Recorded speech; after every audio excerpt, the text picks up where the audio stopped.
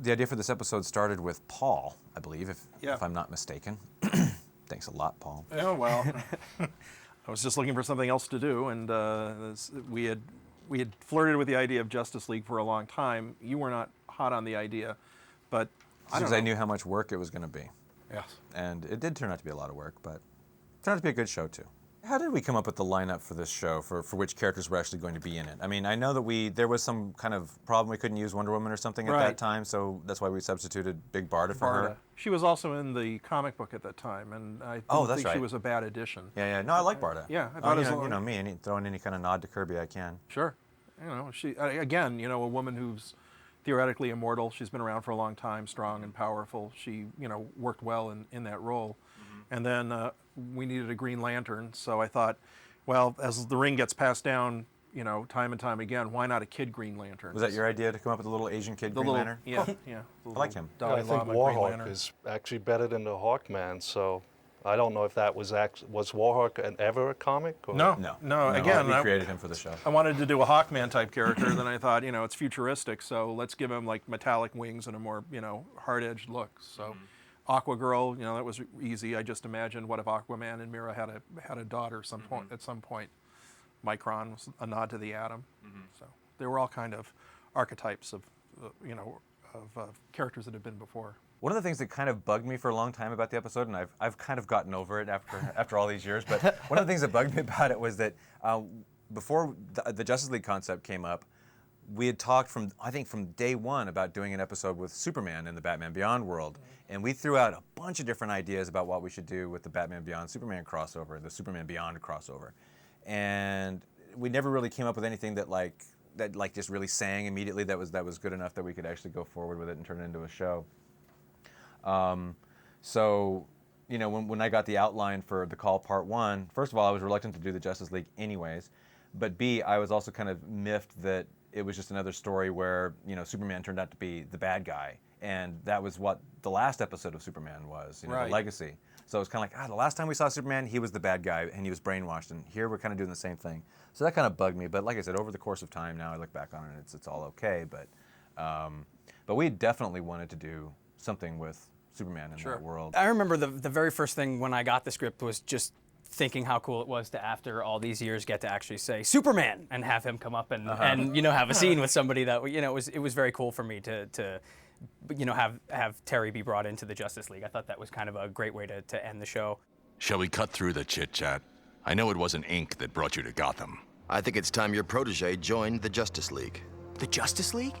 It was one of those things where all the voices together, especially in the room, just seemed to work so well. And the second that anybody, Peter or Chris or anybody, opened their mouth, they just kind of were that character, which I thought was really neat. My beak tells me this stinks. I'm afraid Barda and Warhawk have a point. No offense. As for why we used Chris and not Tim, I don't really know why we did that, because Tim Daly, as people know, played Superman for us, but I think we just felt that Chris, his voice has much more of a gravelly edge. This isn't up for discussion. Like it or not, Batman stays. I think it was just a natural idea to cast the guy who played his dad as him. So it's like when he got older, he kind of turned into his dad. Yeah. So I think it worked really well. Oh, yeah, me too. I remember the scene between the first time that Superman comes back into the Batcave and sees Bruce again sitting at the console, and I just remember Kevin and Chris together having that one scene, and I just thought that scene was brilliant, because I remember, I think his first line, he says, how you holding up? And Kevin says, with a cane. And it was just this perfect line and that deep booming voice, and I just thought that scene between the two of them, I thought was fantastic. Yeah, that the antagonism between the two characters only gets worse as time goes by. Grumpy old Superman. Yeah, it was great. Yeah. I know we've kind of harped on this a lot in the commentaries as I've been watching them back. I go, yeah, we do say that a lot. But the thing is, this show again was the first time we'd done a group superhero show of this scale, and some of the action sequences in this show are just really off the hook in terms of how big they are and how much pencil mileage goes into them. It was something that was really new for us. I mean, it was just trying to balance an action scene with 5 different characters in motion all at the same time. It was really, really a struggle. And it turned out to be actually good practice for when we did do Justice League. Right. We actually, when we started Justice League, we actually sat down with the call and the storyboard crew, and we watched the call, and we said, okay, this is an example of what not to do.